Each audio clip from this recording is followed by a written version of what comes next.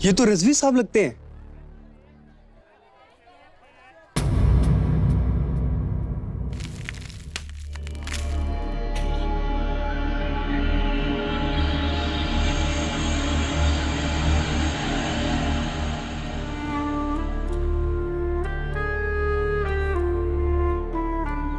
आप सोच रहे होंगे कि घुड़सवारी के हादसे में मैंने आपको यहां क्यों बुलवाया। बाबा, इतना मैं भी जानता हूं कि अगर माजरा पेचीदा ना होता आप मुझे याद न करते। मिर्जा बेटे, कब्रिस्तान है ये, अपने जज्बातों को काबू में रखिए। हर एक को एक ना एक दिन यही आना, तो क्यों ना राजी खुशी अपने ही अंदाज में आया जाए। अपना तेज दिमाग अब आप इस मसले पे खर्च कीजिए। कहिए बाबा, मैं गौर से सुन। सूबेदार शमसुद्दीन रिजवी बादशाह सलामत के साहबजादे मिर्जादारा बख्त के अजीज दोस्त थे। उन्होंने यह मानने से इनकार कर दिया है कि रिजवी साहब जैसे शान स्वभाव का आदमी अपना आपा कैसे खो सकते हैं। दरअसल रिजवी साहब के बारे में एक बात काफी मशहूर थी कि वो सबसे बहुत ही लिहाज और तहजीब से पेश आते थे।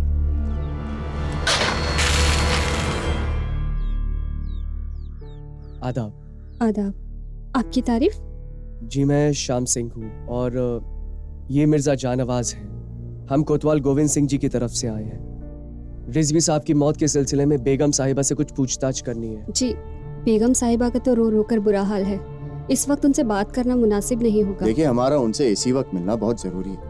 आप जरा उनसे पूछकर तो देखिए, वो खुद चाहती होंगी कि उनके शौहर की मौत का मसला जल्द से जल्द सुलझ जाए। जी। प्यारी, मेहमानों को बैठक में ले आओ। जी आइए, तशरीफ लाइए। आइए।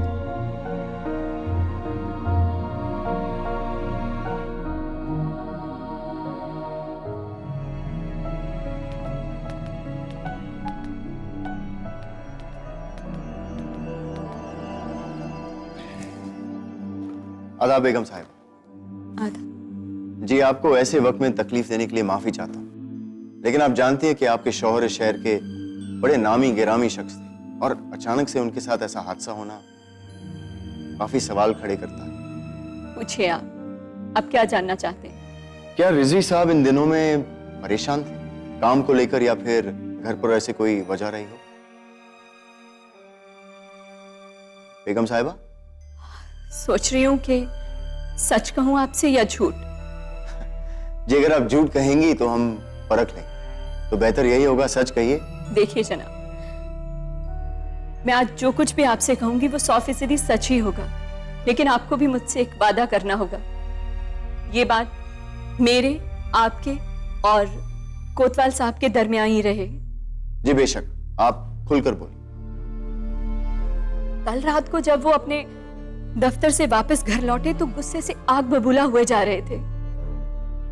हमारे 17 साल की शादी में वो पहली बार इतने ज्यादा नाराज हुए थे। मैंने बहुत जानने की कोशिश की, बहुत पूछा उनको कि आखिर बात क्या है। पहली बार उन्होंने मुझसे इतनी ऊंची आवाज में बात की, और वो भी घर के सारे नौकरों के सामने। जी, इस नाराजगी की कोई खास वजह? कल उनके नाम एक गुमनाम खत आया था।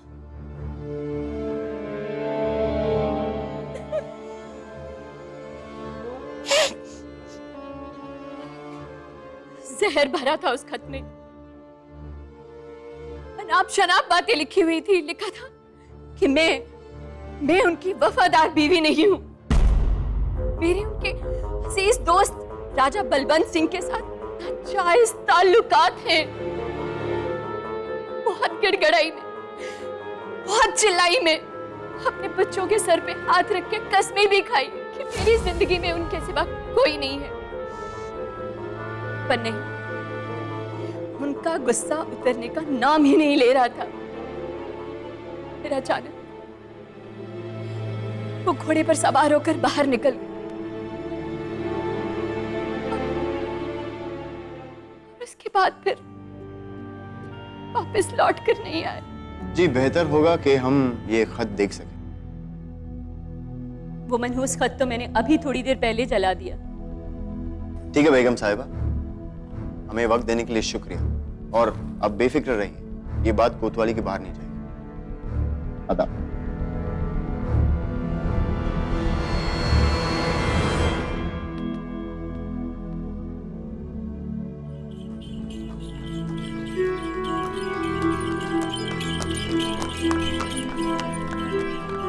राम सिंह, ऐसी संजीदा शक्ल मत बनाओ।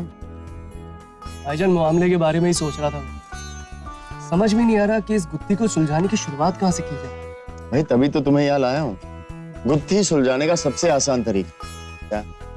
ताजे दूध की रबड़ी। दिमाग की खिड़कियां खुल जाएंगी। ए छोटे, 3 ताजे दूध की रबड़ी जल्दी। मगर आप तो 2 ही है ना। भाई एक तुम्हारे लिए।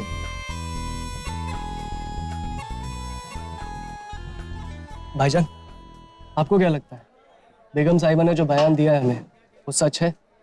तब से मैं भी वही सोच कि वाकई में खत था भी या फिर उसका सिर्फ सहारा लिया जा रहा है ताकि तफ्तीश को दूसरी तरफ भटकाया जा सके। अगर ऐसा है भाईजान तो मानना पड़ेगा बेगम साहब बहुत जबरदस्त कहानी बनाई है उन्होंने। लेकिन अगर दूसरी नजरिए से सोचो तो एक और सवाल खड़ा होता है कि आखिर कोई भी औरत इस तरह से अपनी बदनामी क्यों करना चाहती? और अगर खत का बहाना ही बनाना था तो कोई और झूठी वजह बता सकती। और उनके आंसू भाईजान, मुझे तो सच्चे ही लग रहे थे वो। तुमने बड़े देखे उनके आंसू पर्दे के पीछे से, हाँ? सिस्कियों को आंसू समझ के गलती मत करो श्याम सिंह, बहुत पछताओगे, समझे? अरे वाह वाह, लाओ लाओ। और तुम्हारा काम खत्म होने के बाद मैं खा लूंगा। हिस्सा लेके रहूंगा। नहीं मिलेगा तुझे हिस्सा, जा यहाँ से। मुझे हिस्सा चाहिए। कोई हिस्सा नहीं मिलेगा तुझे। मेरा हिस्सा चाहिए। अरे नहीं दूंगा मैं तेरे को हिस्सा। नहीं, मुझे अरे चाहिए। जा यहाँ से। नहीं, मुझे हिस्सा चाहिए। कोई हिस्सा नहीं मेरा मिलेगा हिस्सा तेरे को। 3 पैसे का तमाशा चल रहा है। तेरे को हिस्सा। वो सेठ जी है ना, उनके और उनके भाई के बीच कल से जम के हाथापाई हो रही है। पर क्यों? सुना था कल सेठ जी के यहाँ कोई खत आया था जिसमें लिखा था कि सेठ जी ने उनके भाई को व्यापार में धोखा दिया है। और बेटा तुम्हें ये सब बात कैसे पता चली? मैं क्या, पूरा दरीबा जानता है। वो सेठ जी के यहाँ चौकीदार है ना, जमील, वो सुबह से सबको बताता फिर रहा है वो खत के बारे में। नींबू भी खरीद लो मियां, जो तुम निचोड़ निचोड़ के किस्से के मजे ले रहे हो। कौन है आप लोग? हम कौन है कि तुम्हें यहाँ चुपचाप शराफत से समझा सकते हैं, लेकिन अगर होशियारी की ना तो कोतवाली में ले जाकर इत्मीनान से भी समझा सकते हैं। पर मैंने क्या किया है? सेठ जी के यहाँ जो खत आया था क्या जानते हो उसके बारे में? मैंने कुछ नहीं किया। मैंने वो खत नहीं लिखा था, बस गलती से उसे मैंने पढ़ लिया था। शुरू से कहो। एक दिन सुबह जब मैंने दरवाजा खोला तो देखा कि एक खत पड़ा था। मैंने उठा लिया और उसे पढ़ लिया। किस तरह का खत? फरमान होते हैं ना, वैसा लपेटे। आम कलम शाही से नहीं लिखा गया था, किसी ने बड़ी तफसील से खुशखती की थी उस पर। उस खत में लिखा क्या था लेकिन? यही कि सेठ धर्मलाल अपने भाई सेठ चमनलाल को कई साल से कारोबार में धोखा दे रहे थे और वही खाते में भी काफी ऊंच नीच कर रखी थी। और लाहौरी दरवाजे वाली जो हवेली है ना, उस पर भी उनकी नजर थी। दोनों भाइयों पर खत का क्या असर हुआ? मत पूछिए जनाब, मत पूछिए। जिन दोनों भाइयों के प्यार की लोग मिसाल दिया करते थे, आज वही दोनों भाई एक दूसरे के खून के प्यासे हो गए। अरे उनको छोड़िए, उनके बेटे भी आपस में भिड़ पड़ते। ये रईसों के रिश्ते बड़े खोखले होते हैं जनाब, और जब बात पैसों की हो ना तो खून भी पानी बन जाता। देखो तुमसे किसी ने तुम्हारी विशेष टिप्पणी नहीं मांगी, जितना पूछा जाए उतना ही जवाब दो। ये खत कहाँ है इस वक्त? जला दिया सेठ जी ने और उसकी राख यमुना जी में बहा दी। अब ऐसा खत अपने पास कोई क्यों रखना चाहेगा?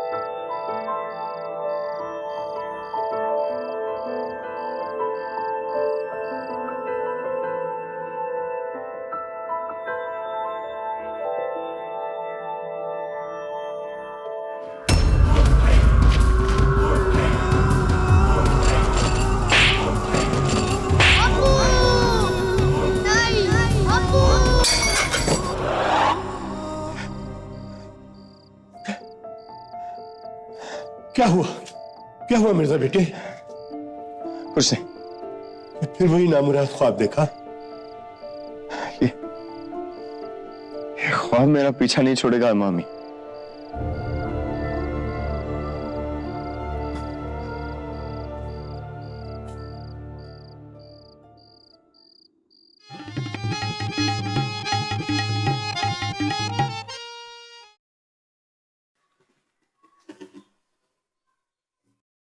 ये बेगू है और ये गिरधर।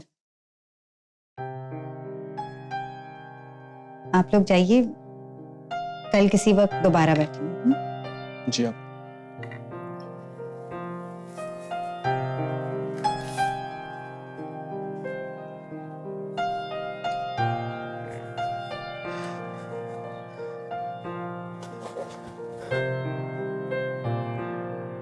क्या हुआ?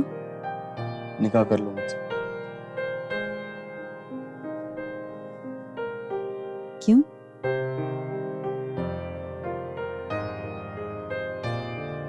क्योंकि जब मैं आपके साथ रहता हूं तो खुद को खुद से बेहतर महसूस करता हूं। यही तो बात है। हम आपके नीम हकीम नहीं बनना चाहते, आपके साथी बनना चाहते हैं। हम आपको ठीक नहीं करना चाहते, क्योंकि सच तो यह है कि कोई किसी को ठीक नहीं कर सकता। हम आपका दर्द बांट तो सकते हैं, पर उसे खत्म नहीं कर सकते।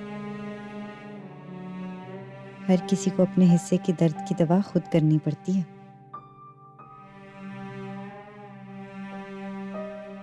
जिस दिन आप अपने सारे जख्म भरने में कामयाब हो जाएंगे, चले आइएगा।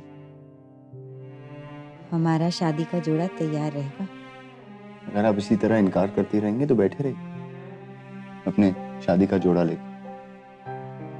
मैं किसी और के नाम का सेहरा बांध दूंगा। सोच लीजिए, शादी की रात को आपकी नई नवेली दुल्हन की आंखें ललची नहीं मिलेंगी।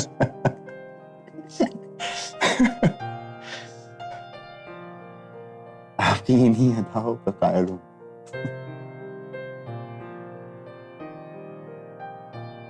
ये इश्क नहीं आसान, इतना तो समझ लीजिए। आग का दरिया है, डूब के जाना है। क्या बात। हमारा नहीं, गालिब का है। गालिब का है, लेकिन दहाड़ तो आप ही की है। वो 2 खत कम थे तो ये तीसरा खत आदम का।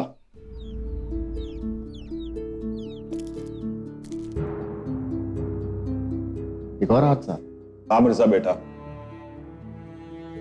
किनारे बाजार के ठेकेदार सरदार करतार सिंह की पत्नी बीबी हरकिरत कौर ने खत के आते ही जहर खा के खुदकुशी कर। बाबा, ये दरीबा में हो क्या रहा है?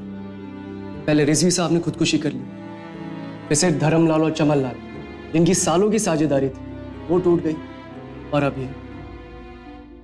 और हैरानी की बात यह है कि इन तीनों में कुछ मिलता जुलता नहीं, सिवाय इस बात के कि ये तीनों इन खतों के शिकार हुए। श्याम बेटा, कभी तो अक्लमंदी की बात कर लिया करो। कुछ भी मिलता जुलता क्यों नहीं है? श्याम, रिजवी, धर्मलाल और करतार सिंह तीनों ही शहर के जाने माने खानदानों से ताल्लुक रखते हैं। और बाबा, कोई तो है जो उन तीनों के राजों से वाकिफ, कोई ऐसा हमराज जिसका इन तीनों से नाता।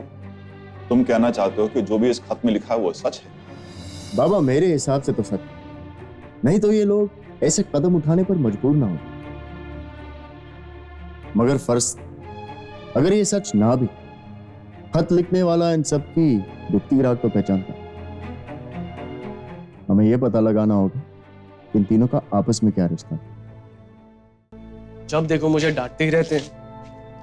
भाईजान, मैं कुछ भी कर लूं ना, बाबा की नजरों में कभी काबिल नहीं बन सकता। खुशकिस्मत हो श्याम कि तुम्हें अपने अब्बू की डांट खाने को मिली। मुझे तो ये याद भी नहीं कि जब मेरे अब्बू गुस्सा करते तो दिखते कैसे। बाबा को तुमसे बहुत उम्मीदें हैं श्याम, आखिर तुम उनके इकलौते बेटे जो। नहीं तो गलत है भाईजान आप। बाबा के लिए तो उनके बड़े बेटे आप हैं।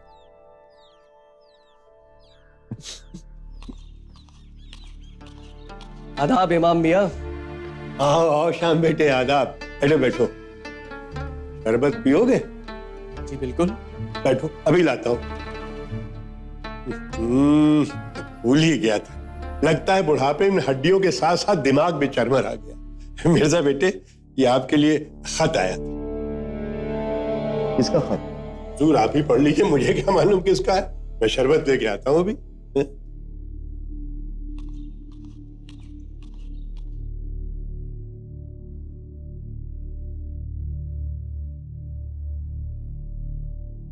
मिर्जा जानवाज नाचीज की तरफ से ये नजराना कबूल करें।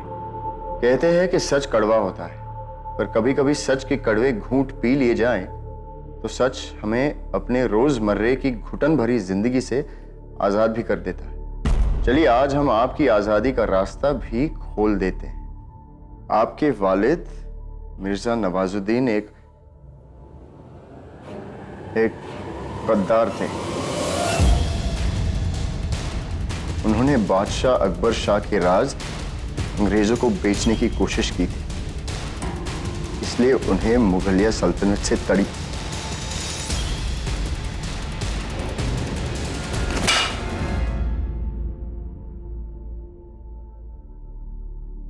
भाईजान, संभालिए अपने आप को। आप और हम तो जानते हैं कि चाचा जान को फंसाया गया, वो गद्दार नहीं थे।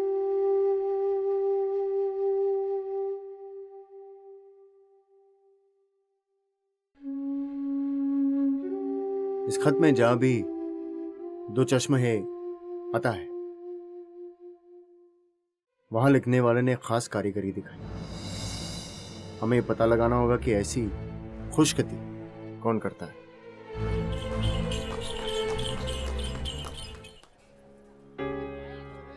सलाम बाबा। बाबा, इसे देख के बता सकते हैं कि इसमें खुशगति किसने की?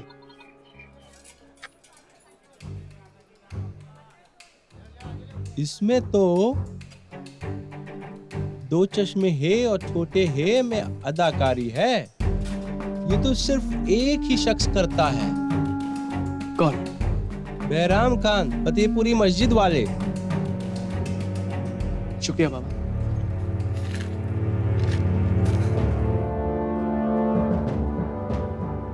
मिर्जा बेटा,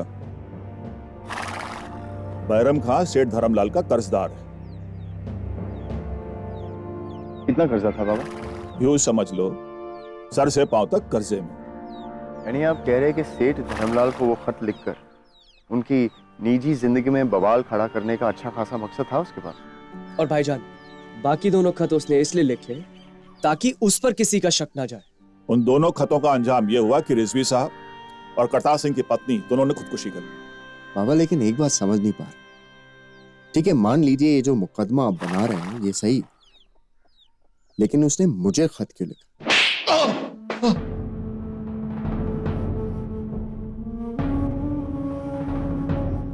आखिरी बार पूछ रहा हूं, सेठ धर्मलाल के साथ तो तुम्हें अपना पुराना हिसाब चुकता करना था, मगर बाकी के दोनों खत वो क्यों लिखे? मैं बेगुनाह हूं साहब, मैं बेगुनाह हूं।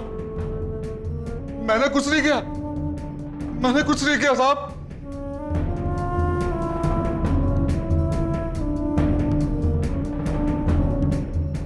यहां आके हर मुलजिम यही बोलता है। तुम पहले हमें यह बताओ, तुम्हें इनके बारे में इतनी जाती मालूमात कैसे हासिल हुई? गरीब आदमी हूं कोतवाल साहब, अगर सोने के अंडे देने वाली मुर्गी हाथ लग जाए तो उसे हलाल करना थोड़ी चाहूंगा साहब। साफ साफ बताओ, बात क्या है? एक खातून आती थी बुरके में। सलाम बेबी, क्या खिदमत कर सकते हैं हम आपकी? उन्होंने जो पहली चिट्ठी मेरे हाथों में थमाई, नहीं, उसे पढ़कर मेरे होश उड़ गए। मैं ये खत नहीं लिख सकता, मुझे माफ करो बीबी, मैं ये नहीं कर सकता। पर कहते हैं ना, जब पैसा बोलता है तब जबान चुप हो जाती है। उस दिन के बाद वो 3 बार और आई, हर बार वही हुआ। वो खत लिख कर ले आती, जब तक मैं खुशखती पूरी ना कर लूं वो वहीं बैठकर मेरा इंतजार करती और आखिर में मुझे अशरफियां देकर वापस लौट जाती। और वो खत जो आपसे वो लिखवाती थी, खुशखती वाला खत, वो कहाँ है? काम पूरा हो जाने के बाद वो खत वापस लेकर जाती थी अपने साथ। आपने उनका चेहरा देखा? कोई झलक? नहीं सरकार। आवाज तो सुनी होगी, कुछ तो बोली होंगी वो आपसे? जी, कभी एक लफ्ज भी नहीं बोली वो हमसे। जब कभी कुछ कहना होता तो लिख कर दे देती। आपकी उनसे आखिरी मुलाकात कब हुई? पिछले जुमा को। साहब, वो कल दोबारा आएगी।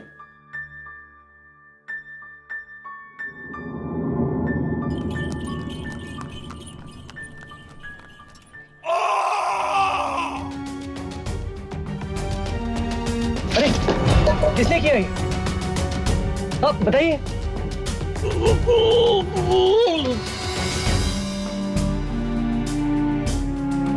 चुप।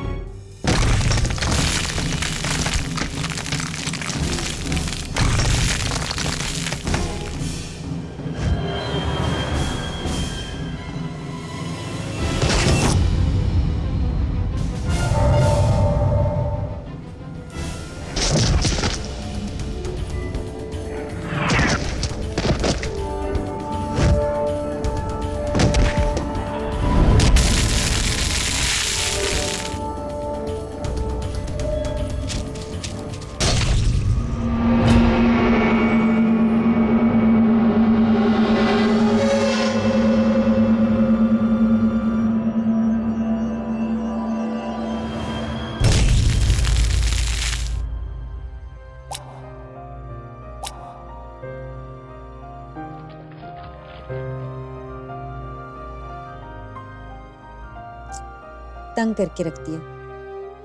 कभी पैर पे चोट लगवा लेते हैं तो कभी सर पे। 5 साल के बच्चे हैं क्या? भाई उस दिन तो कोई कह रहा था कि वो हमारी नीम हकीम नहीं बनना चाहती। हर बात पर मजाक सोचते हैं। लगता है सर पे गहरी चोट आई है, इसलिए इस तरह की बातें कर रहे हैं। अगर हकीम तक पहुंचने के लिए चोट का ही जरिया है तो चोट तो गहरी लगवानी होती ना। फिर शुरू। आते हैं।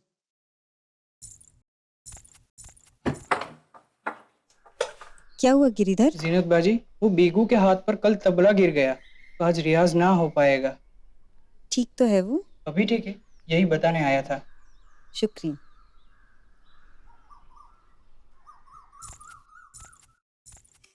आइए, आपकी मरहम पट्टी कर देते हैं।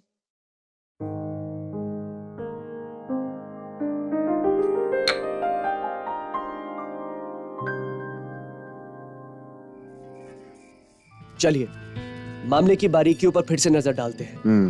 2 खुदकुशियां, 1 कारोबार में बंटवारा, 3 जानी मानी हस्तियां, 1 मुसलमान, 1 हिंदू और 1 सरदार, और 1 पर्दानशीन औरत जो तीनों को बर्बाद करने पर तुली हुई। और भाईजान एक ही शख्स था जो उस पर्दानशीन औरत को पहचान सकता था, पर अब वो भी। श्याम सिंह, मैं तो ये सोच रहा कि क्या ये मुमकिन होगा कि हम शहर के सारे 2 अंगूठे वाले औरतों की फेहरिस्त बने, लेकिन तब ख्याल आया कि वो तो पर्दानशीन औरत, तो वो किसी दवाखाने में या हकीम के पास गई भी होगी या नहीं। देखते रहे वो मस्त निगाहों से बार बार, देखते रहे वो मस्त निगाहों से बार बार, और जब तक शराब आई जमाने बदल गए। क्या बात है ममड़ू मियां? अरे मालिक, अरे आओ आओ। कहाँ हो मालिक? बैठो। हम तो यही हैं, बस एक गुत्थी सुलझाने की कोशिश में। अरे मालिक, हम आपके काम आ सके तो? भाई अब तो आप ही हमारे काम आ सकते हैं। चलो भाई, आज रात की शराब हमारी तरफ से।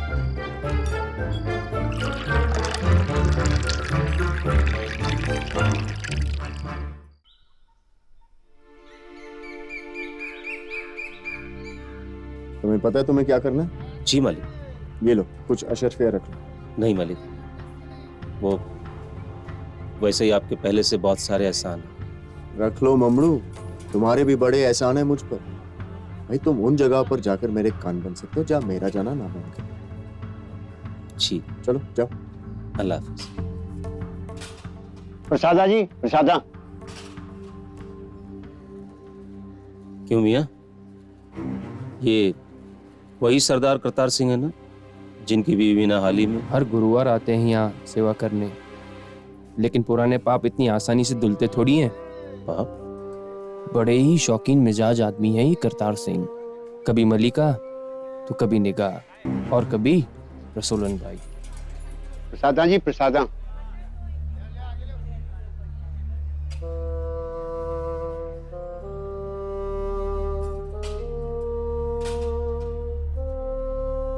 वाकई दाल काली है मियाँ। जी फरमाइए। आदाब। आदाब। जी बेगम साहिबा। बेगम साहिबा तो अपने मायके गई हुई हैं। आप फिर कभी आइए। आप उनकी बड़ी वफादार मालूम होती। जी हाँ, पिछले 3 पुश्तों से रिजवियों के यहाँ काम करते आ रहे हैं हम लोग। क्या बात। तो आपसे बेहतर तो उन्हें कोई नहीं जानता।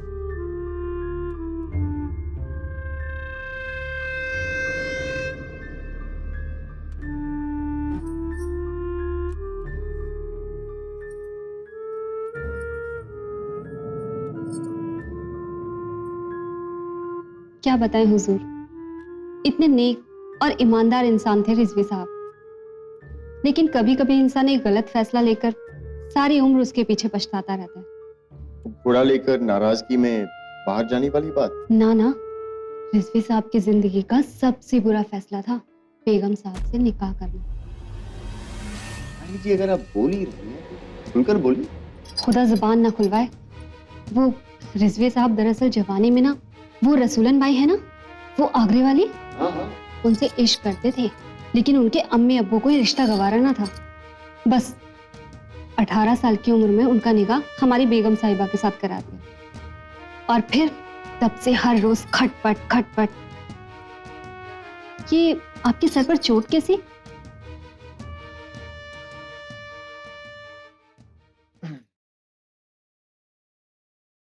वो चिट्ठी पढ़ी थी आप?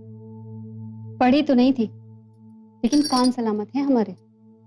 दोनों की तू में सुनाई दे रही थी हमें 1 घंटे तक। और बिगड़ रहे थे रिजवी साहब बेगम पर।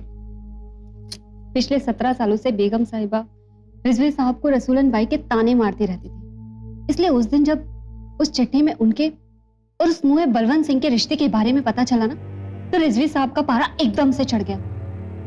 रिजवी साहब तो नेक इंसान थे। चीखने चिल्लाने के बाद अपना घोड़ा लेकर घर से बाहर निकल गए। उनकी जगह अगर हम होते ना, तो गला दबा देते उस कलमुई का। ये चलने की बू कहां से आ रही? हाय अल्लाह, हमने तो दूध चूल्हे पे चढ़ाया था। जाइए जाइए, नहीं तो जल जाएगा दूध।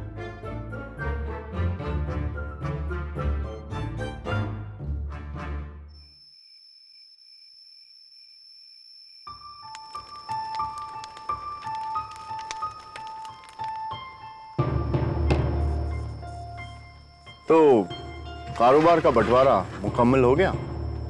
दोनों घरों के बीच में दीवार खींच दी गई थी, आना जाना बंद हो गया है, और इस बार तो मकबरे में कील ठोक दी गई। इस बार मतलब कि आज से 15 साल पहले भी दोनों भाइयों में जम के लड़ाई हुई थी, फिर दोनों ने गले मिलकर सुलह कर दी। किस वजह से लड़ाई हुई थी? जनाब कोई तवायब का चक्कर था, दोनों को इश्क हो गया था उससे। फिर तो गजब की बला रही होंगी। जनाब रसूलन भाई आगरे वाले का नाम तो सुना ही होगा आपने। ये रसूलन भाई के 2 अंगूठे तो नहीं? जनाब चांद में भी दाग तो होता है, पर 2 अंगूठों की वजह से उनकी खूबसूरती में कभी किसी को कोई कमी नजर नहीं आई। एक जमाने में लोग उन्हें अजूबा कहा करते थे, 2 अंगूठों वाला अजूबा। इसका मतलब भाईजान, इस मामले की अगली कड़ी हमें इस रसूलन भाई से मिलेगी। देखो शाम, इन तीनों को वही एक है जो जोड़ती है, और उसके 2 अंगूठे भी हैं।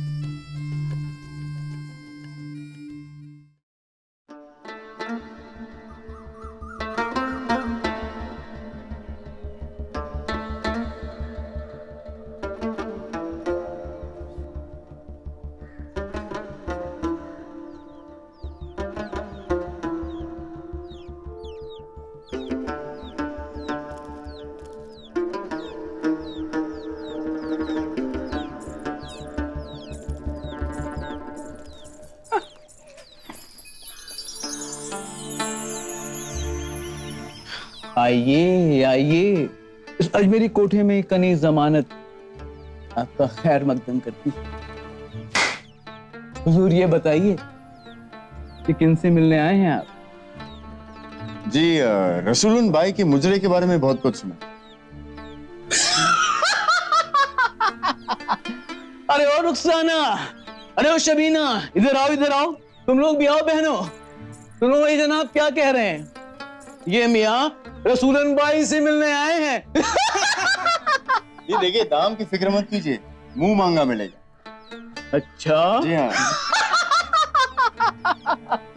तकलिया तकलिया तकलिया। मियाँ रसूलन भाई से मिलना है तो अंधेरिया मोड़ के पीर फकीरों के पास जाना होगा, क्योंकि जिन्नों और मुर्दों से सिर्फ वही बातचीत कर सकते हैं। रसूलन भाई गुजर गई? बड़ी देर कर दी हुजूर आते आते। अरे बेगू जरा सुन बेटा, जरा सुन तो, ये मियाँ रसूलन भाई के बारे में पूछ रहे हैं। बेगू, मैं तो गुजरे हुए 1 बरस हूं, लेकिन हर दूसरे दिन कोई ना कोई कदरदान दमक पड़ता है, और हम जानते नहीं थे कि आप भी उनमें से एक है। जी माफी चाहता हूँ, आप सबको परेशान किया। फिलहाल इजाजत दीजिए।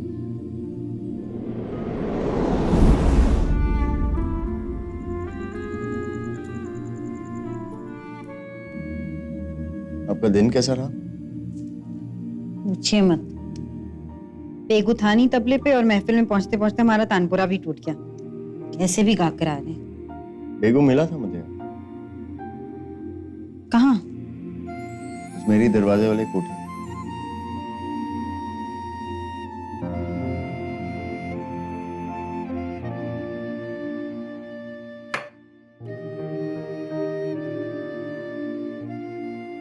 क्या हुआ, खफा हो गई? हम कौन होते हैं खफा होने वाले? अभी तो कहता हूँ निकाह कर लो मुझसे। सिर्फ दस्तावेज पर दस्तखत कर देने से सब कुछ बदल जाएगा? ना गुस्सा भाई, मैं वहां काम के लिए गया था। आप रसूलन भाई को तो जानती? उन्हें कौन नहीं जानता? यही तो बात है ना, शोहरत की बुलंदी बस कुछ ही पलों का खेल। जिस शाख पर बैठती है शोहरत की बुलबुल, वो शाख उसी के भार से टूट भी जाती है।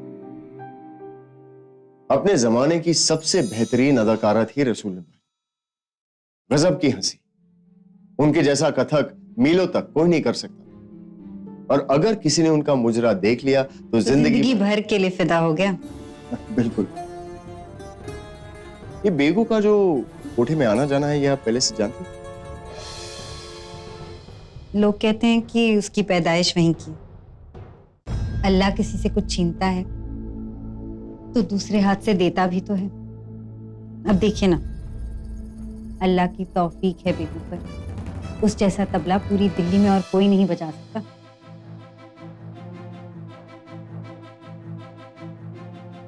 जीनर, शुक्रिया शुक्रिया। इतनी खुशी? जी हाँ, बाद में समझाऊंगा, अभी मुझे जाना है। शुक्रिया। कहाँ जा रहे हैं? आपको चोट लगी है? मिर्जा बेटे, आप हमें यहाँ क्यों लेके आए? जब रसूलन भाई दुनिया में नहीं रही है तो भला हमें यहाँ कौन सा सुराग मिल सकता है? बाबा, रसूलन भाई नहीं, लेकिन उनकी औलाद अभी भी जिंदा है और यही मौजूद है। क्या उनकी कोई बेटी भी है?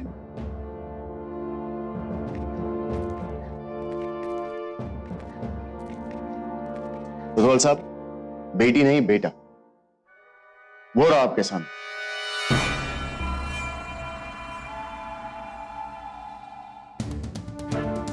लगता है चुप रहने में काफी माहिर हो तुम। जब बैरम खान के पास बुरखे में जाकर तुम खुद सारे खत लिखवाते थे, तब भी इसी तरह चुप खड़े रहते। कोई बात नहीं, जुबान खुलवाने के हमारे पास और भी तरीके। तुम्हें शहर के सबसे अच्छे तबलची इसलिए बेगू क्योंकि तुम्हारे पास 2 अंगूठे अपनी माँ रसूलन बाई की थी। अपने दोनों अंगूठे से तबले पर अपना कमाल दिखाते, या मुझे कहना चाहिए दिखाते थे, क्योंकि अब तुम्हारे पास एक ही अंगूठा बचा। खैर ये सब छोड़ो, मुद्दे पे आते हैं। तुम अपने अम्मा के कदरदानों का क्या हश्र करते हो? इसमें मेरी अम्मा को घसीटने की कोई जरूरत नहीं। तुम उन्हें घसीट रहे हो बेगू। सूबेदार रिजवी, सेठ धर्मलाल और सरदार करतार सिंह, तीनों में एक ही चीज सामान है, और वो ये कि तीनों तुम्हारी अम्मा के कायल थे। बस, अब एक और लफ्ज नहीं। उन तीनों के साथ जो हुआ सही हुआ। वो कहते हैं ना, तबला तोड़ा तभी बोला। हाँ, मैंने बुरखे में जाकर बैरम खान को वो खत दिए थे लिखने के लिए। मेरी मां की रूह को चैन दिलाने के लिए यही रास्ता नजर आया मुझे। मुझे तो ये भी नहीं पता कि मेरे अब्बा कौन थे। ले देकर तो मेरी अम्मी सब कुछ थी मेरे लिए। उनकी जवानी के दिनों में तो कदरदानों की लंबी कतार लगा करती थी। जैसे जैसे उनके शौहरत के सितारे डूबे, उनको देखने सुनने या चाहने वाला एक भी नहीं बचा। पिछले साल जब हैजा फैला था, सुना है तुम्हारी अम्मा भी उसका शिकार हुई थी। एक जमाना हुआ करता था जब नवाब, राजा, महाराजा अम्मा की झोली हीरे जवाहरात से भर दिया करते थे।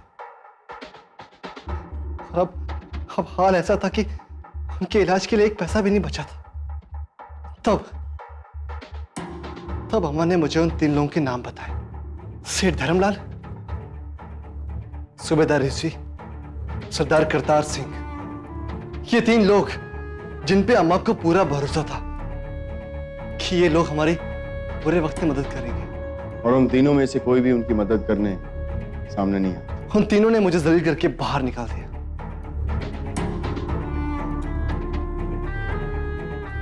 कोई ये मानना नहीं चाहता था कि उनका मेरी अम्मा से कभी कोई ताल्लुक था। और इस बात का बदला तुमने इस तरह खत लिख के लिया। खत में जो राज है वो कहां से पता किया? अभी अम्मा के गुजरने का गम खत्म नहीं हुआ था। उनकी लिखी हुई किताब मुझे मिली, जिसमें सेठ धर्मलाल, सूबेदार रिजवी और करतार सिंह जैसे कई और कदरदान जो अम्मा से अपने गहरे राज बताया करते थे। अम्मा ने कभी किसी की बात नहीं कही, सिवाय उस किताब के जिसमें वो अपने हालत लिखा करती थी। मेरा मकसद सिर्फ उन लोगों का घर बर्बाद करना था। जो उन्होंने मेरे साथ किया वो मैं उनके साथ करना चाहता था। उन तीनों का तो समझ में आता, पर तुमने भाईजान को खत क्यों लिखा? जैसे मेरी अम्मा मेरी कमजोरी थी ना, मुझे मालूम था मिर्जा साहब की कमजोरी उनके अब्बू है। मैंने सोचा था कि खत पढ़ते उनके पुराने जख्म ताजा हो जाएंगे और उनका ध्यान इस मामले से हट जाएगा। खत लिखकर राज बयान करना कोई गुनाह नहीं है अभी, उसके लिए तुम्हें कोई सजा नहीं, पर पकड़े जाने के डर से तुम घबरा गए और तुमने बैरम खां का कत्ल कर दिया, और उसके लिए तुम्हें सजा जरूर। वैसे ये अंगूठा कब पिटवाया इतला को? उस दिन जब मेरा पीछा करते समय आपने मेरा हाथ देख लिया था, तो मजबूरन मुझे ये कदम उठाना पड़ा। और ये इसकी बदकिस्मती है कोतवाल से कि अजमेरी कोठे में मैंने इसका कटा हुआ अंगूठा देखा। अफसोस बेगू, तुमने ये नहीं सोचा कि कानून हमेशा जुर्म से 2 कदम आगे सोचता है। Ashraf,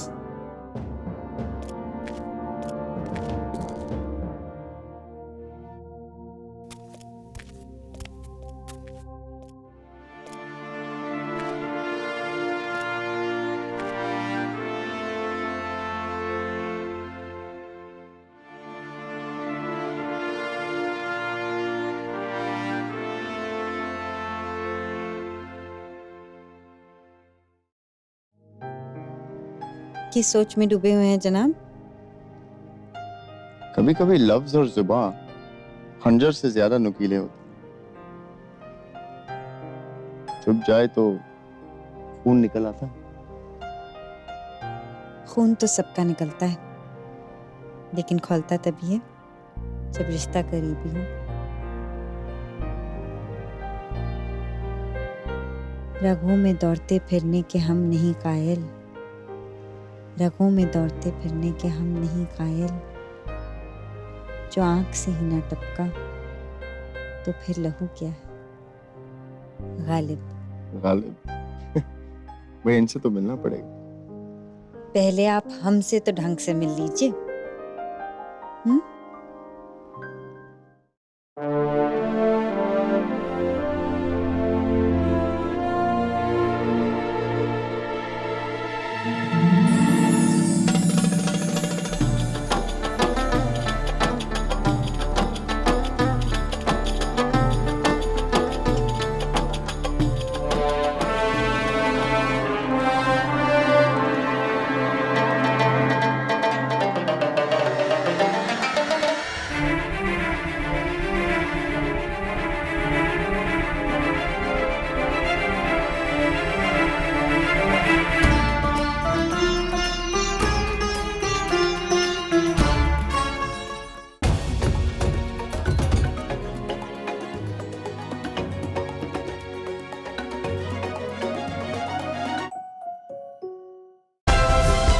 Like, share, subscribe and click on the bell icon to never miss an update from Ishara.